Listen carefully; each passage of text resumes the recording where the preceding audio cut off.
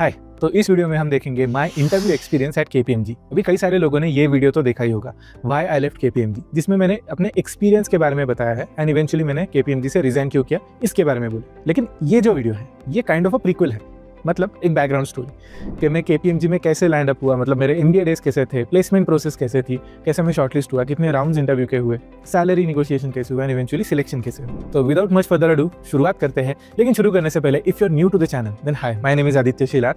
I am founder and CEO at FinStreet education, जहाँ पर मैं यूएससीए में ये प्रोग्राम पढ़ाता हूँ। I have more than 6 years of corporate experience, जहाँ पर मैंने investment banking, consultancy, venture capital ऐसे फर्म्स में काम किया है and now I am on a mission to convert FinStreet education into a CFO factory. चलिए शुरू करते हैं।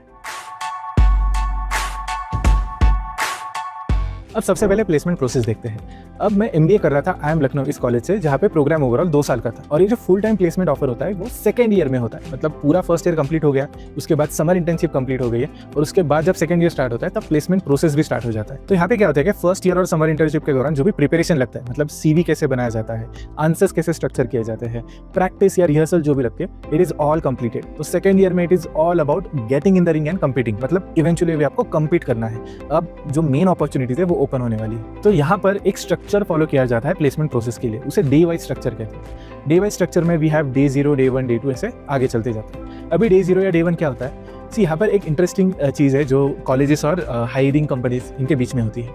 यहाँ पे होता है कि डे 0 पे बहुत सारे कंपनीज इंटरेस्टेड होते हैं कि हमें सबसे पहले आना है और हमें पूरे बैच का एक्सेस चाहिए to recruit the best talent.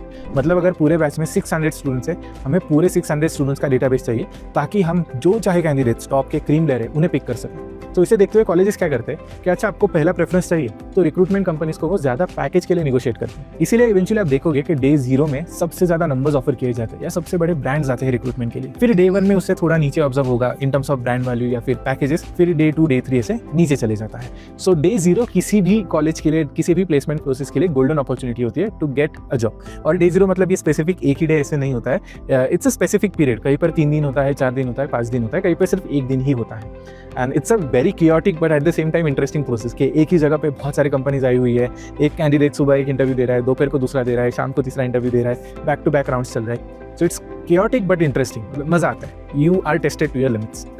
अभी अगर मैं आई एम लखनऊ की बात करूँ तो बाय द वे ये जो नेगोशिएशन वगैरह बताया था ये इन जनरल है, not specifically I am Lucknow करता है या सारे कॉलेजेस करते हैं, मैंने बस इन जनरल सिनेरियो बता दिया। अगर मैं आई एम लखनऊ की बात करूँ तो डे 0 पे सबसे ज़्यादा ऑफर करने वाले कंपनी जो होते हैं वो कंसल्टेंसी फर्म्स होते हैं। तो बिग 3 हो गया, बिग 4 हो गया या बाकी के कंसल्टेंसी फर्म्स हो गए, वो आके रिक्रूट करते हैं और काफ़ी बड़े नंबर्स ऑफर करते हैं, मतलब यूजुअली एवरेज से थोड़ा ज़्यादा ऑफर करते हैं। तो वीडियो को आगे देखने से पहले I have one quick announcement. I have a great news for you.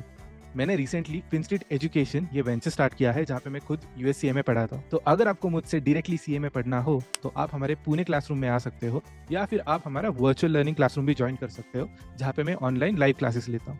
And not just that, जो हमारा in house placement support model है that is completely inspired by IIM Lucknow's placement structure.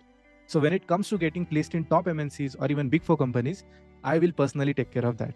लेकिन ये होने के लिए I hope to see you in the classroom soon. Please enjoy rest of the video. तो यहाँ पर जो भी कंसल्टेंसी फर्म्स आ गए वो एक फोमो क्रिएट करते हैं, फियर ऑफ मिसिंग आउट, सारे स्टूडेंट्स के लिए कि यार इतना बड़ा पैकेज है, अगर ये मैंने मिस कर दिया तो क्या।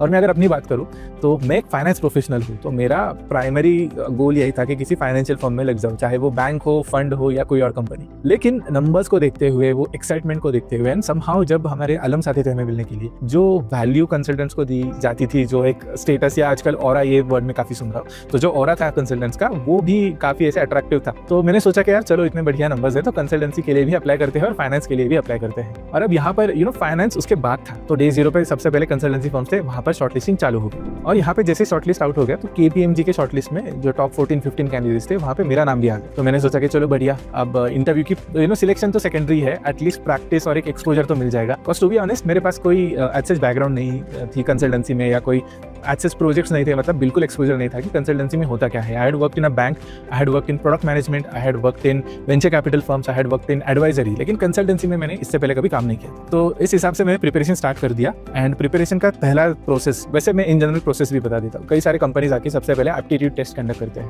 Now to be honest, IIMs में बहुत ज़्यादा एप्टीट्यूड टेस्ट नहीं ली जाती है unless it's their policy, company की पॉलिसी है कि नहीं टेस्ट लेना ही है। क्योंकि IIM में आते वक्त आप ऑलरेडी कैट क्रैक करके आते हो तो इट्स प्रूवन कि आपका एप्टीट्यूड ऑलरेडी अच्छा है। लेकिन कुछ कंपनीज होते हैं वो कंडक्ट करते हैं। If I talk about KPMG, as such कोई एप्टीट्यूड नहीं था, we all got shortlisted for first round of interview. तो first round of interview usually आपके टेक्निकल स्किल्स को चेक करता है। टेक्निकल स्किल्स मतलब जो भी आपका स्पेशलाइजेशन है या जो भी आपका प्रायर एक्सपीरियंस है, आप उसे कैसे एक्सप्रेस कर पाते हो, that is first point. Second point, consultancy में ना एक केस स्टडीज या गेस्टिमेट करके कुछ होता है। केस स्टडीज क्या होता है कि चलो एक बिजनेस में कोई प्रॉब्लम है, उसे आपको सॉल्व करना है या उसके लिए आपको एक प्लान बनाना है। There are lot of case studies in the market around this जो आप प्रैक्टिस कर सकते हो। अगर आप MBA कर रहे हो तो शायद आपको पता होगा, हर एक B स्कूल का अपना एक प्रैक्टिस बुक होता है केस स्टडीज का। जैसे IIM लखनऊ का भी था और हमारे पास IIM अहमदाबाद, बैंगलोर, ISB हैदराबाद, इन सारे कॉलेजेस के बुक्स थे। सो इंटरव्यू के पहले हम वो प्रिपेयर करके जाते हैं और जो भी केस स्टडी आएगी सामने, we start answering that case study. और अगर इसमें कुछ लेट्स से मैं एग्जांपल दूँ एस्टिमेट या केस स्टडी का, तो एक टिपिकल होता है कि मर्जर एक्विजिशन का केस स्टडी है कि कंपनी ग्रोथ में थोड़ा डेविएट कर रहा है, they are in a matured market, तो आगे क्या करना चाहिए, एक्विजिशन के लिए किसे कंसीडर करना चाहिए, मर्जर के लिए किसे कंसीडर करना चाहिए, ऐसे कुछ केस स्टडीज होते हैं। और इसका सबसे इंटरेस्टिंग पार्ट बताता हूँ कि जब इंटरव्यू में केस स्टडी पूछा जाता है वर्सेस बुक में आता है, वो एग्जैक्ट सेम होता है। तो आप जब भी ये बुक्स पढ़ोगे ना, उसमें थोड़ा डायलॉग बेसिस दिया जाता है ताकि आप बेटर प्रिपेयर कर पाओ। Second thing which is like a secret sauce, कि जब आप प्रिपेयर करते हो केस स्टडीज के लिए, आपको कुछ फ्रेमवर्क याद रखने होते हैं। Once you know the framework, you are all sorted for the interview. तो आप देखते हैं कि मेरा इंटरव्यू कैसे हुआ था। वैसे मेरा एक इंटरव्यू मैनेजर ने लिया था जो KPMG में काम कर रहे थे ऑलरेडी। तो उन्होंने इंटरव्यू में यही पूछा सीधा, रादर एक सिनारियो दिया था कि आदित्य, आप एक दिल्ली या किसी एक इंडिया के स्टेट में काम कर रहे हो जहाँ पर आप एक इलेक्ट्रॉनिक्स ब्रांड के लिए काम कर रहे हो, आपको प्रोडक्ट मैनेज करना है टीवी, टेलीविजन। तो यहाँ पर आप कितने टीवीज ऑर्डर करोगे टू मेक श्योर कि डिमांड फुलफिल हो रहा है, प्लस कुछ सेफ्टी स्टॉक रखोगे या नहीं वगैरह, ऐसे क्वेश्चन या सिनारियो दिया गया था।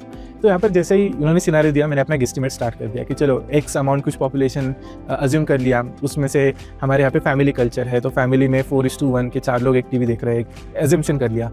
बाय द वे, यहाँ पर एक सीक्रेट सॉस ये होता है कि जब भी आपको गेस्टिमेट दिया जाता है या कोई भी सिनारियो दिया जाता है, you have to cross question a lot कि should I assume this, is it okay to consider this, are we considering any migration percentage के some people are traveling out, some people are shifting to our state, ऐसे कुछ assumption करने होते हैं। तो जब आप ये क्रॉस क्वेश्चनिंग करते हो ना, you leave a good impression, that's first। Second, in assumptions को कंसिडर करते हुए आपको एक फ्रेमवर्क बनाना है एंड इवेंचुअली वो फ्रेमवर्क प्रेजेंट करना है। तो माय फ्रेमवर्क वाज 80-90% करेक्ट। कुछ गैप्स थे जो इन्होंने हाईलाइट किए and after that I was under the impression कि चलो शायद मैं सिलेक्ट नहीं होने वाला हूँ, बट टू माय सरप्राइज मैं सेकंड राउंड के लिए सिलेक्ट हो गया। एंड बाय द वे, इस गेस्टिमेट के बाद, सिनेरियो के बाद मुझे प्रीवियस एक्सपीरियंस के बारे में भी पूछा गया कि मैंने वेंचर कैपिटल फर्म में क्या किया था, डॉइश बैंक में मैंने क्या किया था, FIS में मैंने क्या किया था, वॉटफिक्स में मैंने क्या किया था, and I was able to answer that well. So I could see some positive feedback on that. तो शायद वो एक पिवटल रोल प्ले कर गया होगा।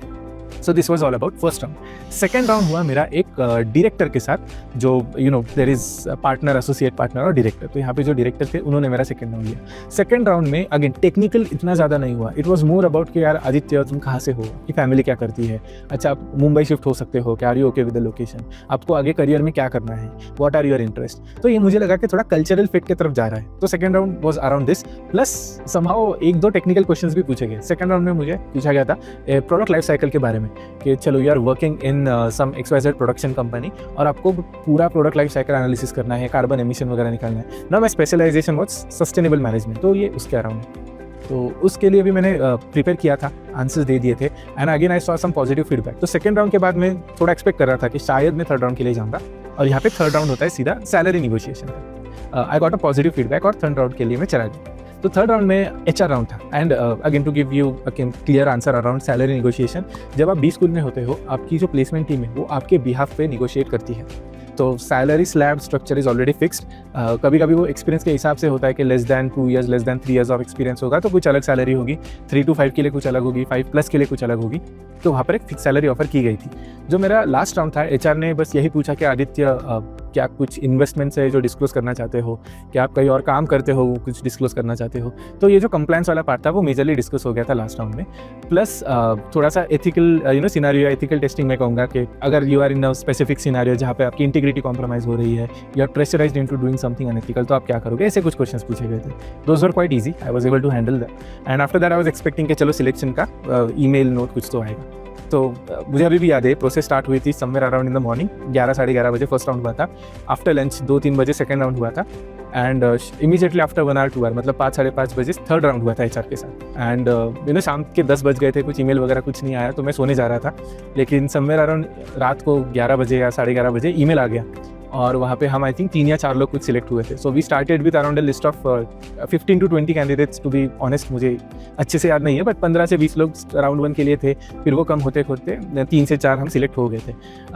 आई थिंक हम 4 लोग थे जिसमें 3 बॉयज़ 1 गर्ल. सो हम 4 लोग सिलेक्ट हो गए थे out of this process, and it was an amazing experience to be honest. क्योंकि इतना ग्रेइंग हो गया था, back to back meetings, reviews, lot of questions, lot of case studies being discussed. Plus यहाँ पे थोड़ा ना लक फैक्टर भी रोल प्ले करता है, क्योंकि जब मैं अपने दोस्तों के साथ बात कर रहा था कि उनके एक्सपीरियंसेस कैसे थे, तो मुझे पता चला कि इंटरव्यू पैनल पे कुछ इंटरव्यूअर्स ऐसे थे जो बहुत ही डिफिकल्ट क्वेश्चंस पूछ रहे थे. एक क्वेश्चन मुझे अभी भी याद है कि you are at an airport और आप 1 घंटे के लिए बैठे हुए हो, तो 1 घंटे में कितने एरोप्लेन्स क्रॉस करेंगे आपके ऊपर से. Quite a difficult case study to solve, right. तो it depends on luck factor के कैसे मैनेजर आपको आ रहे हैं, क्वेश्चंस पूछ रहे हैं और आप उनका आंसर कैसे स्ट्रक्चर करके दे पा रहे हो. Also your previous experience plays a huge role. Let's say आप बड़े कॉर्पोरेट सेटअप से आते हो तो एक ईज फैक्टर होता है, प्लस आप किसी कंसल्टेंसी से आ रहे हो तो वहाँ पर भी आपको प्रेफरेंस दिया जाता है. So few things to take note. तो इसी के साथ मैं सिलेक्ट हो गया था KPMG में. इवेंचुअली फॉर्मेलिटीज़ हुई, मैंने KPMG ज्वाइन किया in the month of May, and it was overall a great experience in terms of selection. Work experience, that's another story, but selection wise experience was really good. And to be honest, I'm very thankful to IIM Lucknow. मतलब जितना support मुझे अपने batchmate से मिला, senior से मिला, super alumni से मिला, प्रोफेसर से मिला, I don't have enough words to express my gratitude. I think the best part of being at IIM Lucknow is कि वो कल्चर ऐसा है ना कि वो आपको एक्सट्रीम तक पुश करता है. तो उसके बाद आप किसी और के लिए काम करो या खुद के लिए काम करो, you are able to perform at 120% of your capacity, और वो आपको लाइफ में कहीं पर तो लेके जाता है. So with that, I think that pretty much sums up my story. I hope you liked it. If so, then do press the thumbs up button. If you're new to the channel, then do subscribe. As usual, I'll see you in the next one. Cheers. लेकिन जाने से पहले a quick note, इसके बाद एक bonus video आने वाला है which is the last video in this series, जहाँ पर मैं इन जनरल कुछ टिप्स एंड ट्रिक्स बताने वाला हूँ to prepare for your interview, right from application, shortlisting, setting for the interview, negotiation and then selection. तो do look out for the next video. But yeah, thank you.